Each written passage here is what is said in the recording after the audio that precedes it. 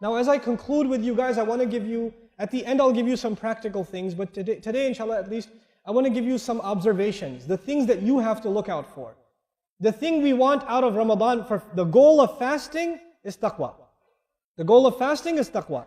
The goal of Ramadan is three things: to complete the 30-day training, to declare the greatness of Allah, and to be grateful.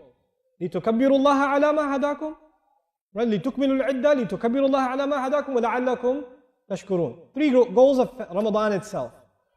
But now I want to tell you what the real threat to your taqwa is in countries like the one you live in.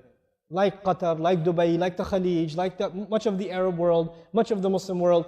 The big danger to you and to your children is materialism. That is the big danger. Your children and you are becoming obsessed with the car, with the brand name clothes, with the brand name phone, with the gadgets, with the new movie, with the new song download. This is with the hanging out at the mall, with Facebook, and how many likes you got on your comment. You're getting obsessed with these things. Your entire life only means these things, nothing else. And this is a tragedy, because the youth of this ummah are so powerful. Wallahi, they are so powerful. When the young people of this ummah internalize the Qur'an, they can change the world.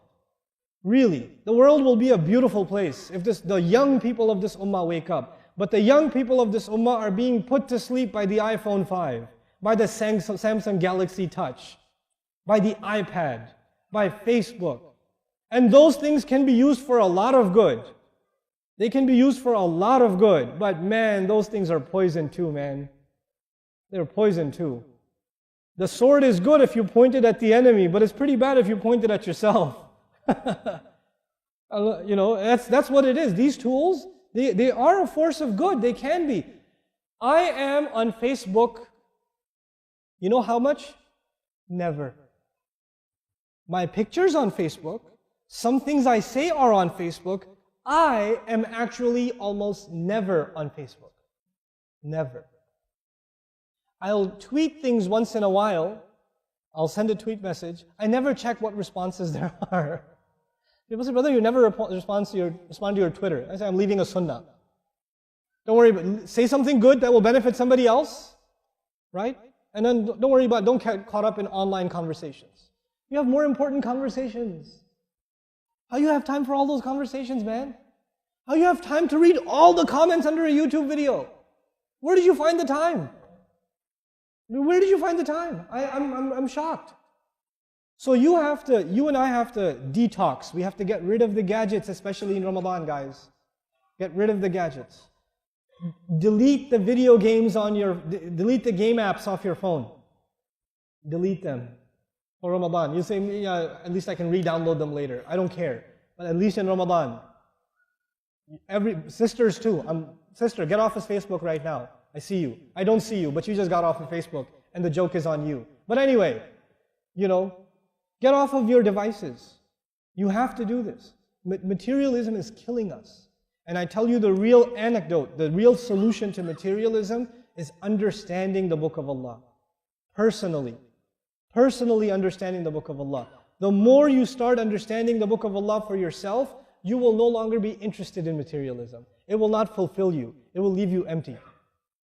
This will start giving you joy that you never felt before. You get to talk to Allah, man. You get to talk to Allah when you recite Qur'an. What more can you ask for? So this is some practical or some advice I want to give you, or the warning I want to give you guys in particular. And of course, materialism is hitting everywhere. But I notice like the malls and like the glitz, and everybody's like, the youth are like flocking towards these things. I don't get angry at them. I just feel like we haven't given them Qur'an.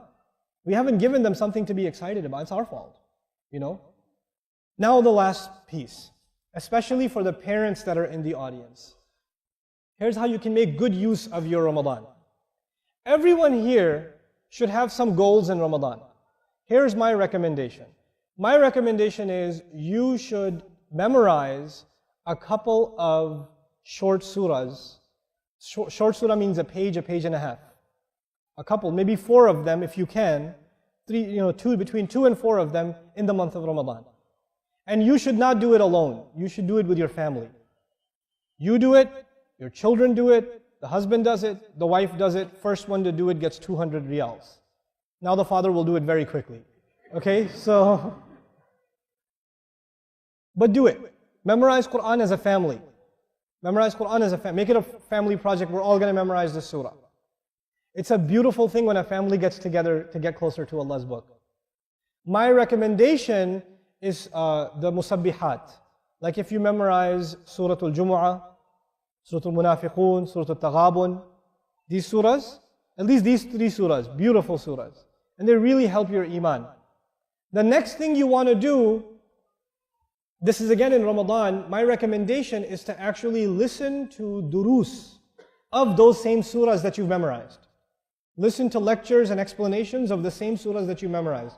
Now the surahs I recommended to you were surahs number 62, 63 and 64. Those are the numbers of the surahs. I picked those surahs on purpose because those 3 surahs are about a Muslim ummah that is losing its iman. And Allah is fixing their iman again. That's what those 3 surahs are about. An ummah whose iman is becoming weak and Allah makes it strong again. And He protects it from hypocrisy. And He shows them the fruits of real iman. Right? So that's why those surahs are very particularly beautiful and easy to memorize also. Okay? What surahs were they? See if you're paying attention. 62, 63 and 64. Now, what you can, I don't recommend doing other studies in Ramadan. Like, I personally am a big believer in Arabic studies and other studies, but those aren't spiritual studies. They're ulum aliyah, right? They're tools to get to higher studies. You can put the academic studies aside in Ramadan. The only thing you should study in Ramadan is what gets you closer to Allah directly, immediately. So if you're an Arabic student, don't do Arabic studies in Ramadan, do Quran studies in Ramadan. Do tafsir studies in Ramadan. Don't do Arabic studies in Ramadan, okay? Or if you're a tajweed student, don't study tajweed in Ramadan, memorize more Quran. You understand?